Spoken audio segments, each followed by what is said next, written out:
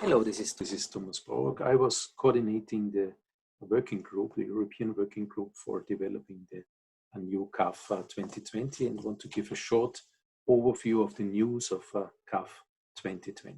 What is CAF? CAF is the Common Assessment Framework. It's the European model for improving public sector organizations. European means that it comes from the Director Generals of European public administration. They nominated a working group for CAF already 20 years ago. And this working group is the European working group and developing and maintaining the CAF model.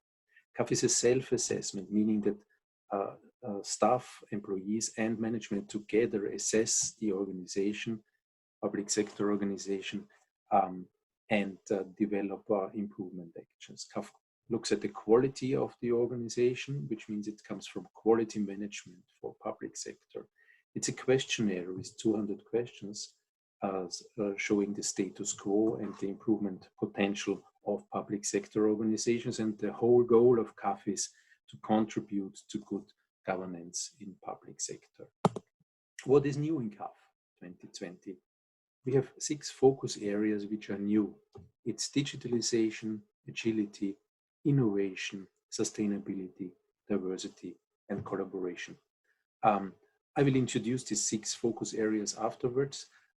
First, I want to stress that the structure of CAF remains the same. So we have still 9 criteria and 28 up-criteria. Users from prior versions of CAF will find it easily to adapt to the new version. We have easier language in CAF, shorter sentences, more clear, so it is easier to implement for the CAF users. What is CAF about in general? CAF wants to achieve excellent results in the public sector organizations. Excellent results for the citizens, customers, for the staff, for the society, for the performance in general. How is it doing that? In improving leadership, in improving processes, in improving staff, human resources, partnerships, resources, and strategy and planning. This leads to the new model consisting of 2 sections, which is the enablers and the results. Those who are familiar with CAF prior will see that the structure is the same, but we focus now more on the interactions within the models, on the links between the criteria, so that we see a circular system of the new CAF. First focus area is digitalization.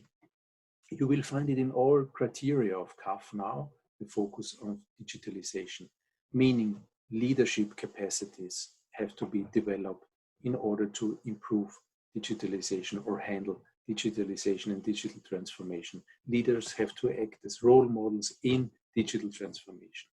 We need digitalization in the strategies. It has to be reflected in human resources, for human resource development, for example, but also for new working conditions and skills. It goes to the communication, means of communication.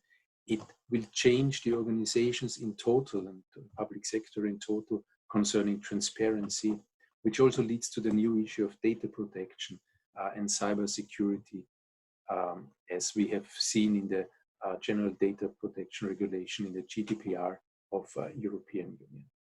We are also sure that digitalization will change the knowledge management of the organizations in total, and this is reflected in CAF now. Second one is sustainability.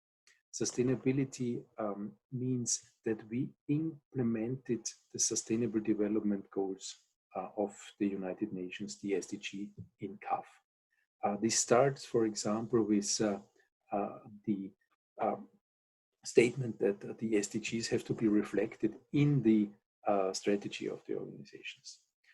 Strategies have to be reviewed in order to implement the SDGs in public sector organizations.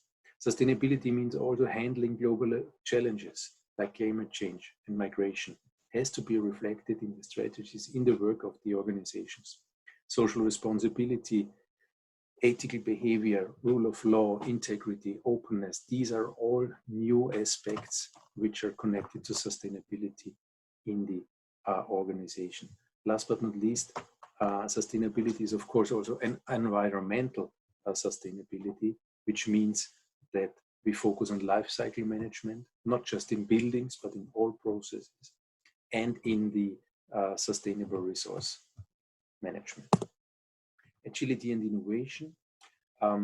Agility and innovation means for us, first, we need inspiring leadership. Leadership dealing with agility, dealing with innovation. It goes into the issue of expect the unexpected.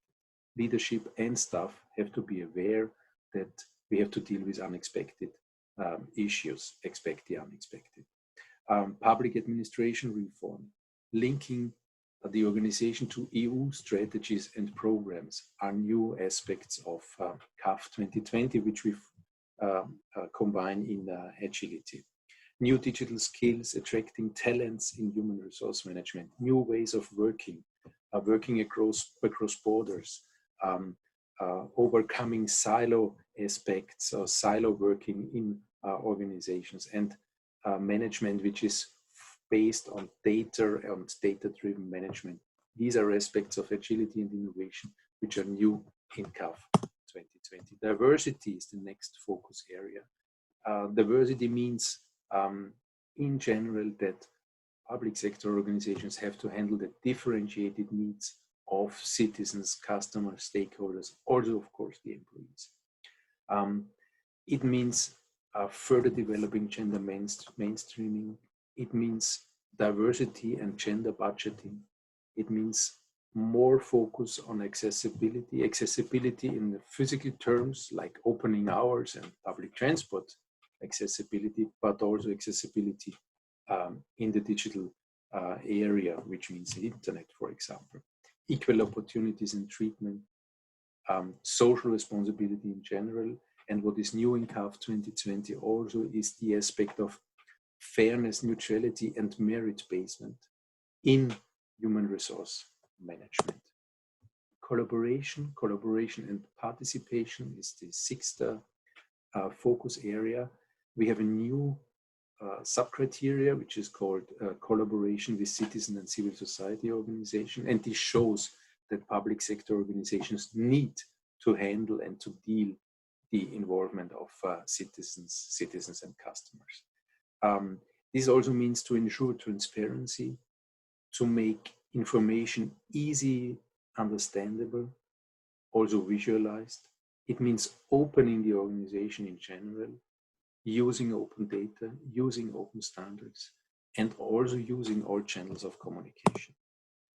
CAF 2020 in a nutshell here in this graphic shows you again the focus areas here: digitalization, agility, sustainability, innovation, diversity, collaboration.